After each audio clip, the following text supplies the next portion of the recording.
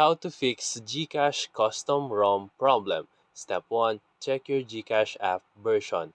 Open the Play Store and ensure that your Gcash app is updated to the latest version, because older versions may falsely flag your device as running a custom ROM. Step 2. Use Play Integrity API Checker.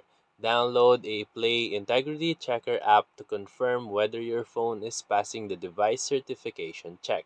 If it fails, this is the reason why Gcash is blocking your access. Step 3. Re-enable Google Play services. Sometimes disabling or tampering with Google Play services causes your Gcash to flag your phone.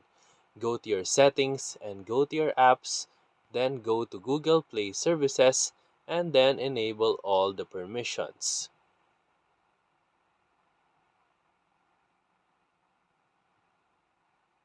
Step 4. Revert root or custom ROM changes. If you're running a custom ROM, switch back to a stock ROM or use Magisk Zgisk plus hide feature to mask root access. This is often the most reliable solution. Step 5. Clear the Gcash app cache and data, then log back in. This refreshes your device fingerprint with Gcash servers.